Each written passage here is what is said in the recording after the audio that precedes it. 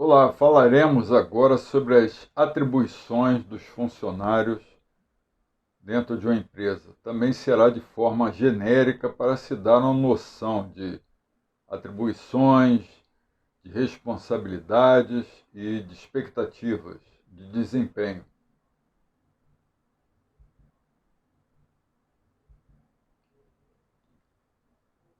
Uma vez mais aí a minha experiência, administrador, um piloto aposentado, professor, mentor,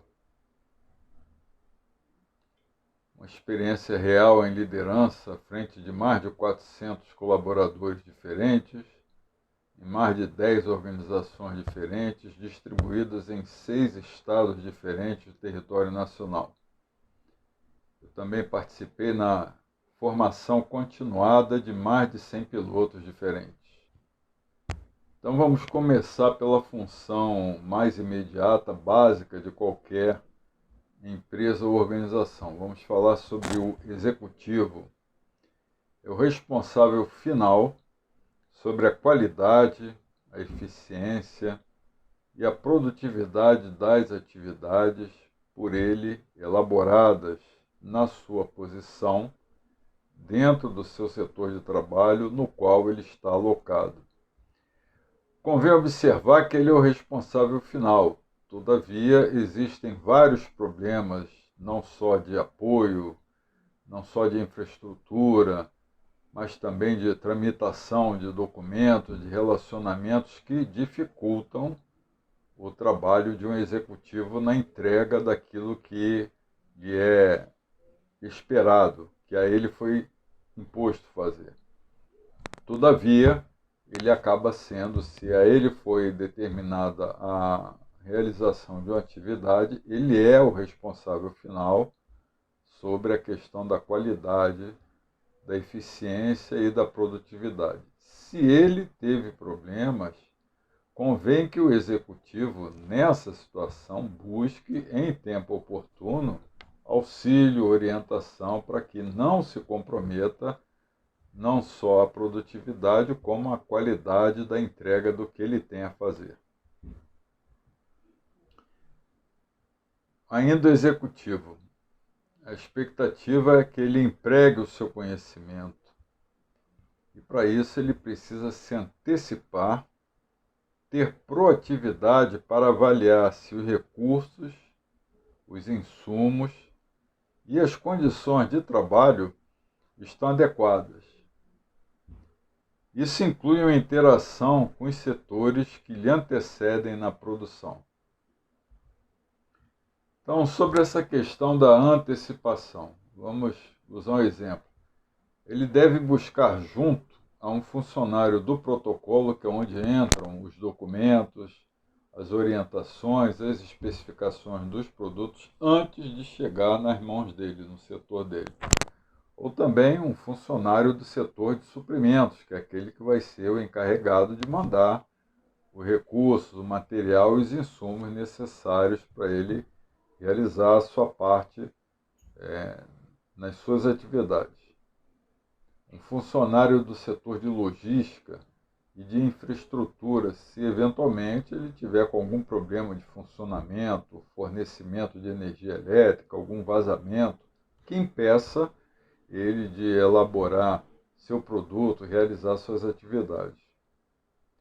Também convém que ele antes busque um funcionário do setor de contratos e de vendas para esclarecer eventuais detalhes ou especificidades do cliente que para ele não tenha sido claro. Ele esclarece aquilo que não lhe ficou claro, de forma que ele possa realizar suas atividades de elaboração de um bem ou de um serviço. Ao executivo também compete receber e avaliar os insumos, material para a produção de bem ou de serviço, seja papel, seja borracha, seja material de escritórios para elaborar um relatório. Isso tudo são insumos que chegam ao profissional antes dele elaborar aquilo que ele tem que entregar. Ele avalia e utiliza os recursos necessários.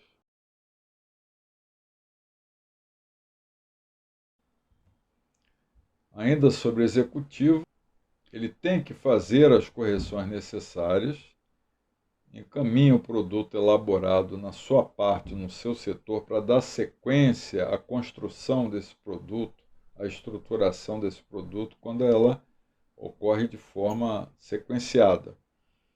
Ele sempre deve buscar aperfeiçoar o processo, não só daquilo que ele faz especificamente, mas contribuir para o aperfeiçoamento do processo da elaboração de um bem ou de serviço ao longo de toda a cadeia produtiva de uma empresa. E sempre convém registrar as ações e circunstâncias nos relatórios gerenciais. E quais são as competências essenciais para o executivo?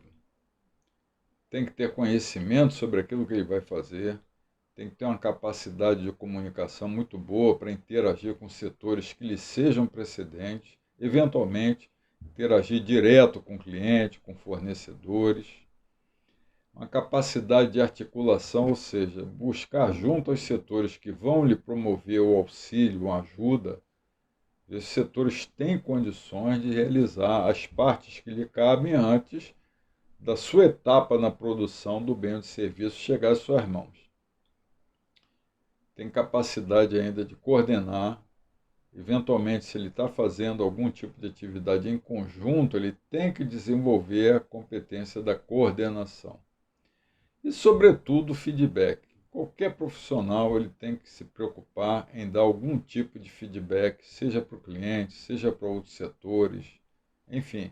O feedback ele sempre é essencial para a eficiência e produtividade de qualquer evento que ocorra dentro de uma empresa.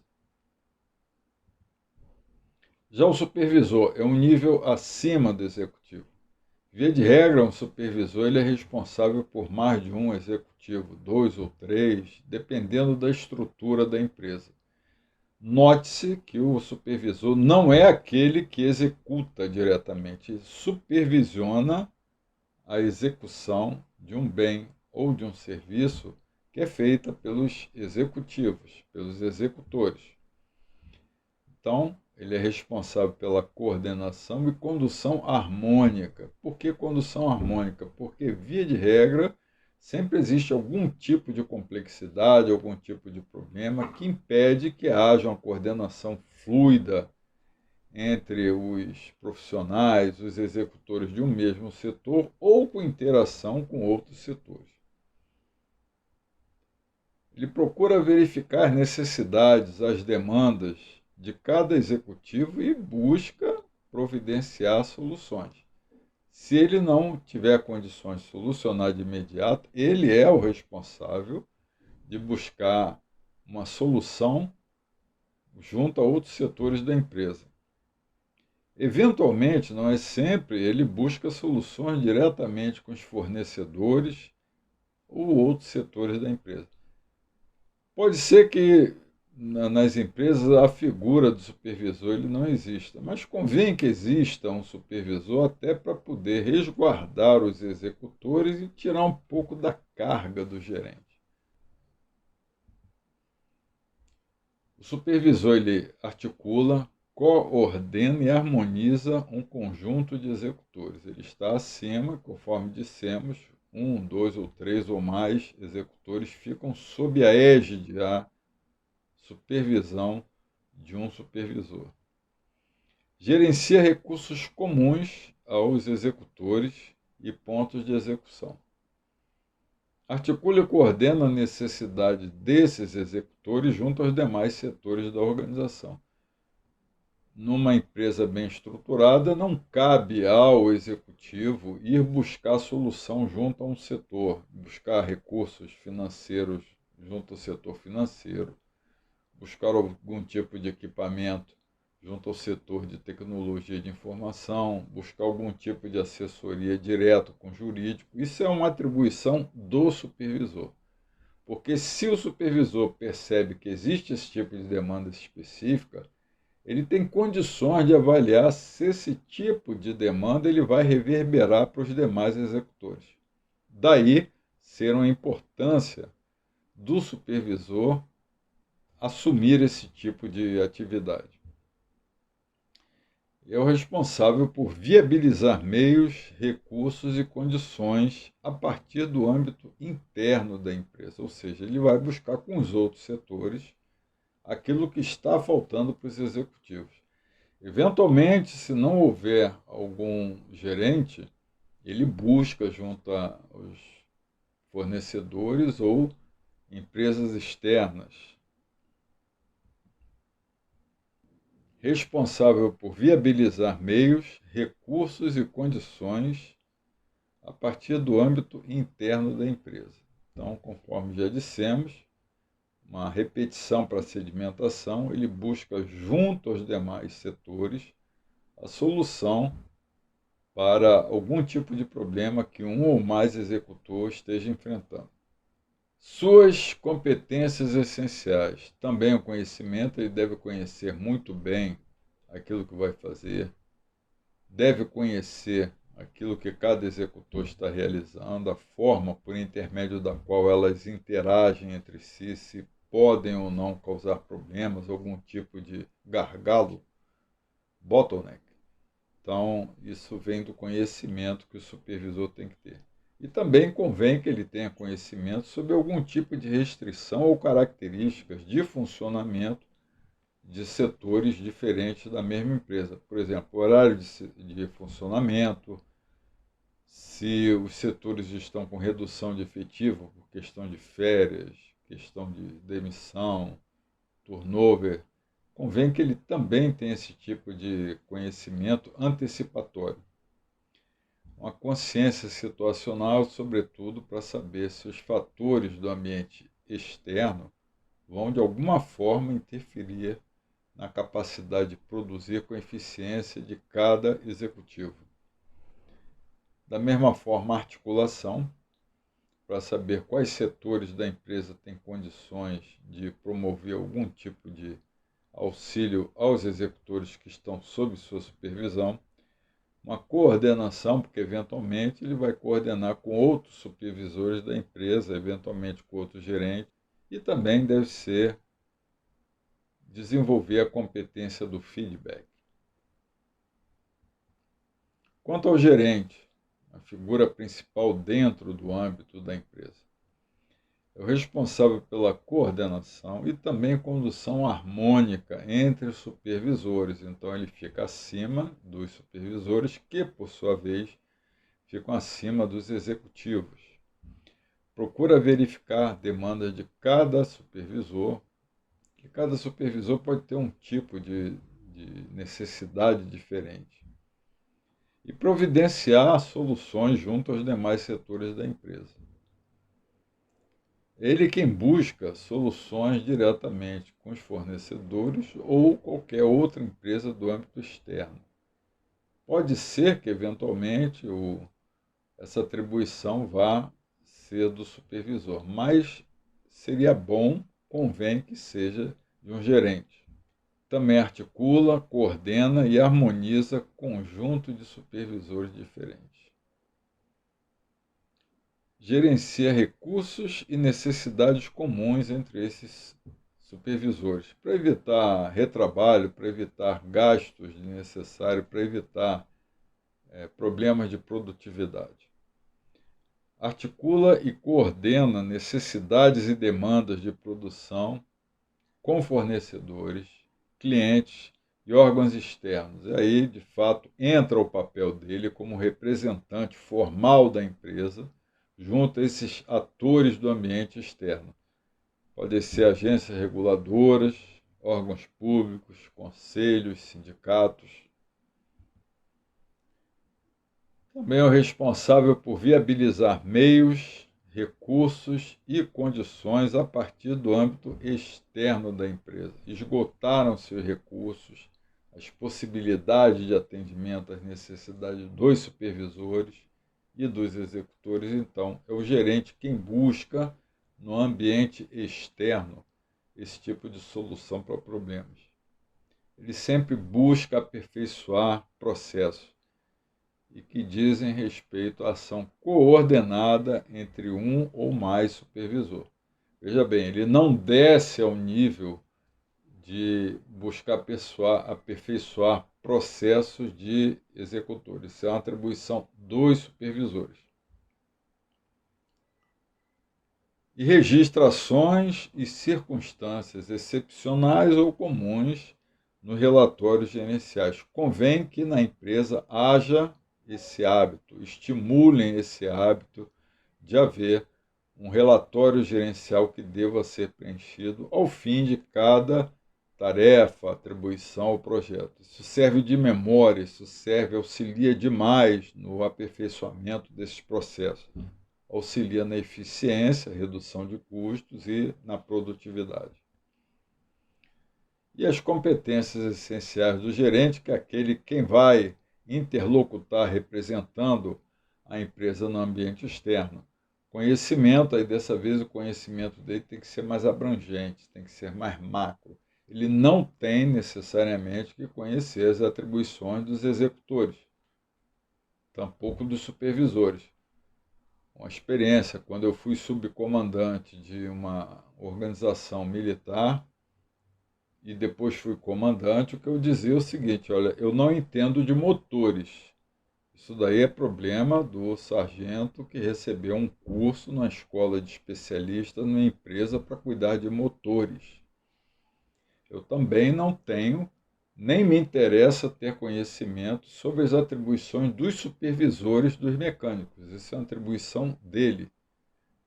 Eu sou o comandante, eu sou o gerente, minha preocupação aqui é desentupir caminhos, facilitar, viabilizar a interlocução de setores externos que possam facilitar o nosso trabalho. Esse é o meu papel. Estar à frente dos problemas que vêm do âmbito externo para resguardar a população, os viventes, os pertencentes à organização aérea a qual eu comandava. Esse é o papel do gerente. Não convém que ele queira saber detalhes, isso não pertence a ele, isso pertence àqueles que receberam treinamento formal para isso. Porque se o gerente ele se envolver em buscar conhecer detalhes, ele não tem tempo de ver o macro, ele não tem tempo de ver o big picture. E via de regra, quando ele ocupa o tempo dele se preocupando com necessidades, demandas no varejo, ele perde a capacidade de liderar, de gerenciar em âmbito macro. Convém que isso daí fique bem esclarecido, porque o papel do gerente é um, a responsabilidade do supervisor é outra e a responsabilidade dos executivos é outra. Ninguém tem que fazer o trabalho do executivo, porque na hora em que ele se ofereceu para ocupar uma vaga, na hora que ele esteve diante de um recrutador, que ele fez todo aquele processo de recrutamento e seleção, ele garantiu que tinha os conhecimentos, as habilidades e as competências para poder preencher as demandas que a empresa estava tendo e por isso estava contratando ele. O papel do gerente é tentar buscar e viabilizar condições para que a execução dos trabalhos dos executores e dos supervisores ocorra de forma fluida. Ele não fará o papel do supervisor, ele não deve tampouco fazer o papel dos executores.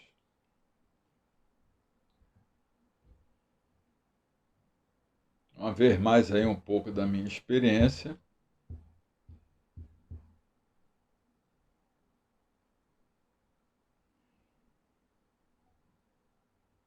O Papo de Cafezinho é um canal que tem um projeto A Trilha, com outros pequenos projetos que serão estruturados, cuja principal finalidade é oferecer informações, alguns conhecimentos, alguns insights, para que aquela pessoa que esteja assistindo possa usar desse material para poder melhorar o seu desempenho funcional, melhorar o seu desempenho de carreira. Eu lhes convido a assistir, assinar e divulgar. Muito obrigado pela participação e apoio.